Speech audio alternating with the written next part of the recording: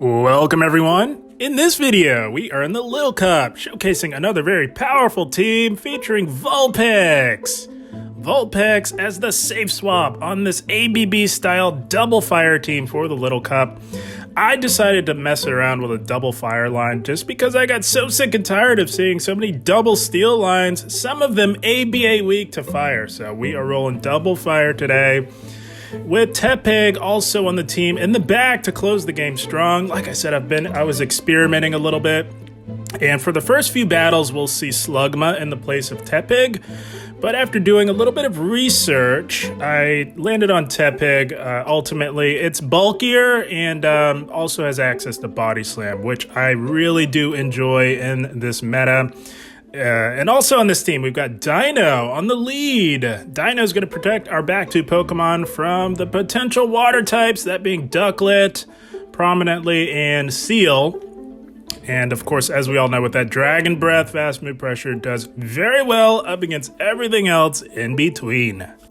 Yeah, guys, I just saw just a few too many double steel lines to not run a double fire line myself. But here we go, Nightmare lead. This was the first battle toward the tail end of my sets yesterday. I started running it yesterday.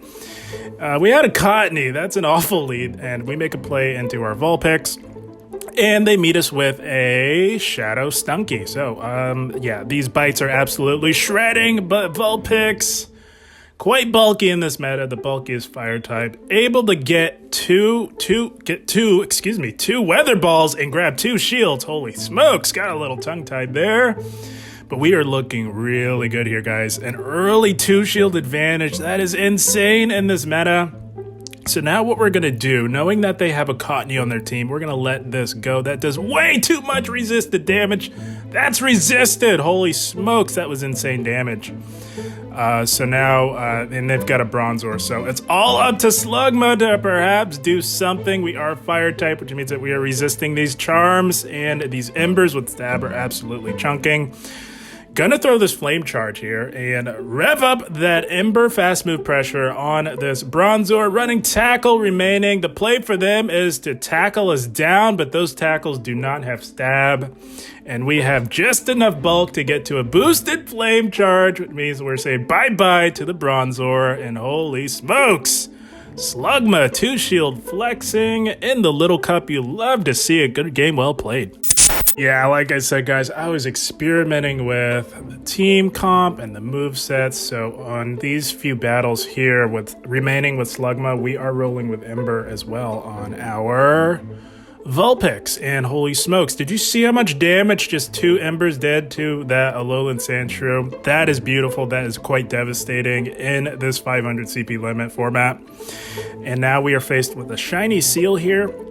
So this is where I believe Quick Attack is the way to go. Like I said, I was experimenting, so TM'd onto Ember just to see how that would play out. But what I was finding, which I fully anticipated, was to be met with the Seals that are lurking in the back. So Vulpix doing its job, drawing out the water type, but not being able to do any neutral fast move pressure does hurt it. So learn from my experimentation. Quick Attack on the safe swap, definitely the way to go. And we do let that go. We are even on shields, and they will make it to another move, but this is only an Aqua Tail. They do not have the energy for a super effective Icy Wind, so we do let this go. And we are still relatively healthy. They come back in with the Sandshrew. Look at the Ember damage. Holy smokes. Oh man, having Ember on Vulpix did come in handy for this particular lead, I will say, because it's hard to react that fast. For one, they don't see too many fire types, and two, they're like, what the heck do I bring in? Because fire types aren't all that common. Gonna let this Icy Wind go, and we will not make it to another move, but the Ember damage cannot be denied. We Dragon Breath down, and now all we need is the Body Slam. We were just a couple Dragon Breaths off. They have no shields, and we are saying bye-bye to the Sandshrew. And my goodness, Deino, 1 shield flexing on a Nightmare lead. You love to see it. Good game, well played. Not only was I finding that double fire was very effective, but my goodness, was it a lot of fun with all the steel types running rampant. That was not a fun lead, so we make a play into our Vulpix here. They've got an Iggly buff, guys. If you're unaware, this is a very a good Pokemon for this meta, but my goodness, is it quite the investment. That thing is so expensive, but it is very good. And they don't stick around for too long. They pressure a shield and make a play into a Vullaby. So holy smokes.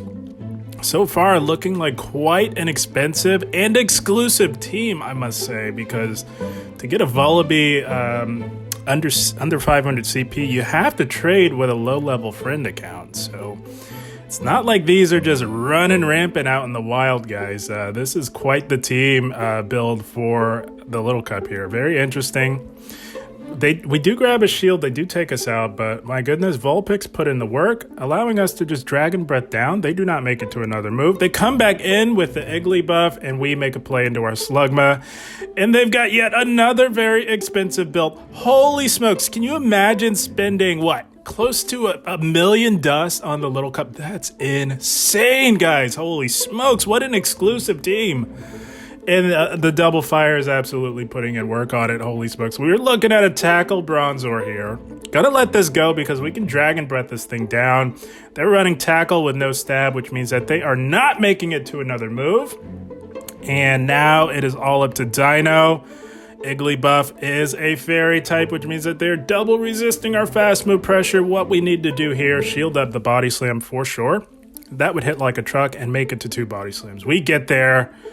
And we absolutely win CMP tie. Going for Body Slam number 1, grabbing the shield, and we've got Body Slam number 2, locked and loaded. Holy smokes, imagine spending that much dust and not getting it done. Bye-bye, Iggly buff, and just like that, Deino has swept the exclusively expensive Little Cup team. You love to see it. Good game, well played.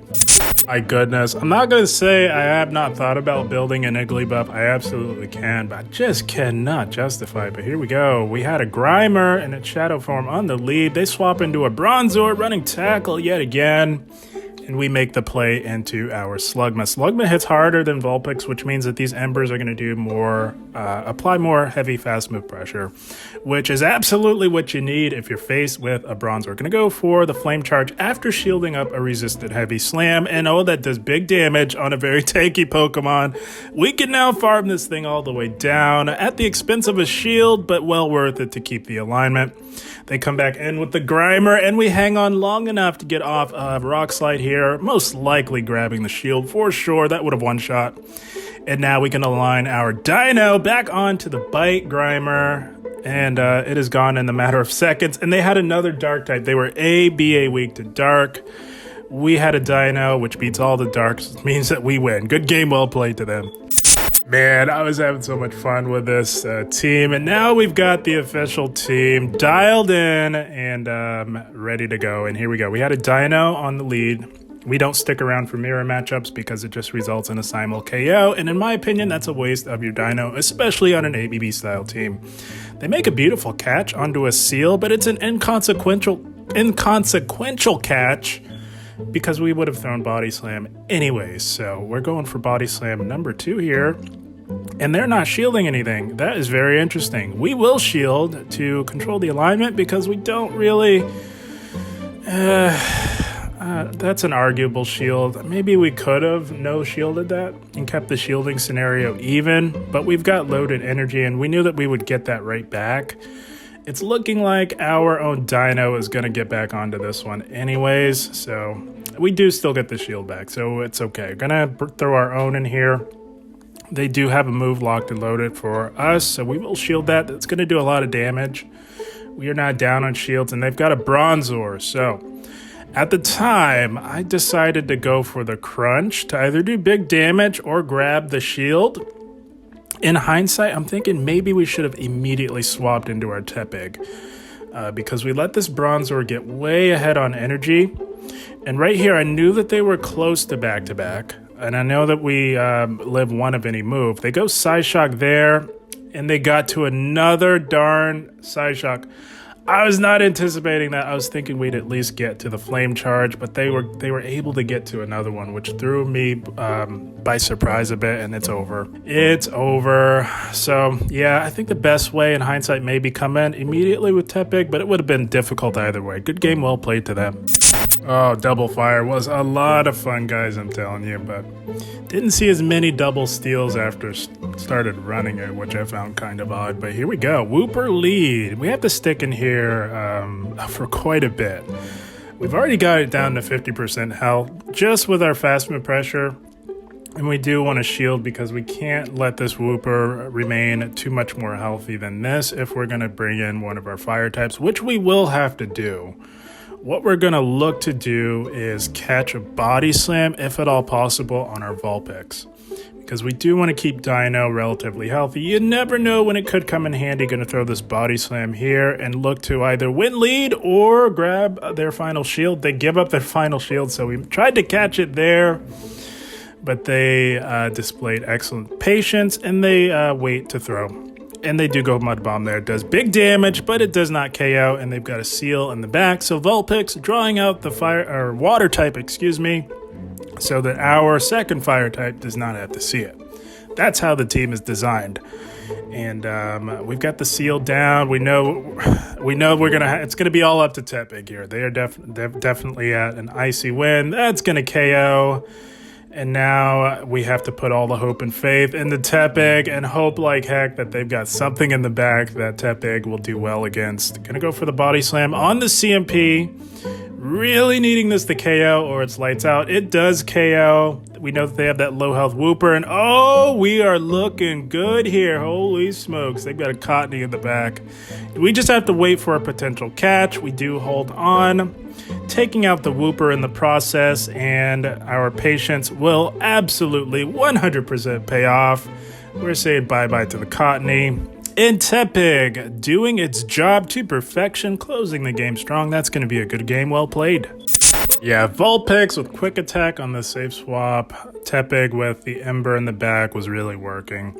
So with this lead, I was experimenting a little bit because seeing how much damage Ember does and catching them off guard, I know that is quite impactful. Positively for us, not so good for them. We just safe swap Tepig to get that Ember damage in. Every little bit of damage seems to matter in this cup here. And we draw out the seal. So, yeah, that's what the team's designed to do. Generally, you want to draw that out with Vulpix, but getting that super effective Ember damage in on that Sandshrew was quite tempting. Far too tempting to pass on. And now we will come in and look to fast move down this seal here.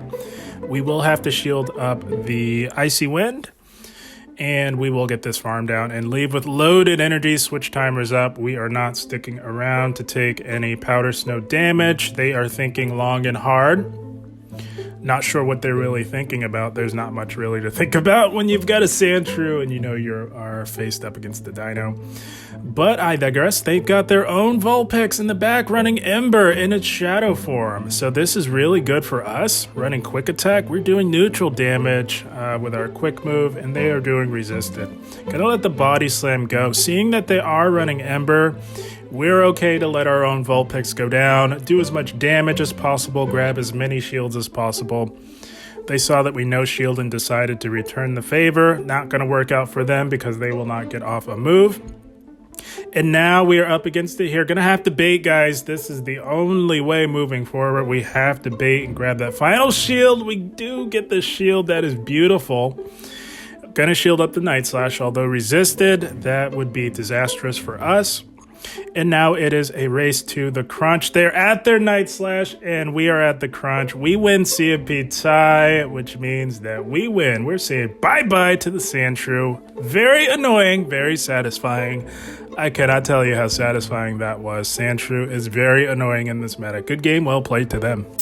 Oh, Sandshrew is so annoying. It's even more satisfying when they decide to safe swap it in. But here we go. Shiny Bronzor. Gonna wait to check the move. But they're running confusion. They swapped immediately. And here we go. This is exactly what I was talking about. They safe swapped the Sandshrew. They're thinking, hey, I've got no fire types to worry about. No one's running fire. I can just brazenly safe swap my Sandshrew. Little did they know. We had an Ember user lurking in the back. This is what we built this team for, guys. These double steel lines, and this one was ABA weak to fire. We are gonna have a field day here. They are running Confusion, that is confirmed. They tank that big flame charge. Gonna try to make it to that body slam. Couldn't quite get there, but that is a-okay with us. We are double resisting this fast move pressure. We will shield up their charge move. They go payback. That still would have done a lot of damage, and they've got a Whooper in the back, so good thing we shielded that. We're going to need our HP to put in work on this Whooper here. They shield our body slam, which is a wise move by them, and we will shield up their body slam in return.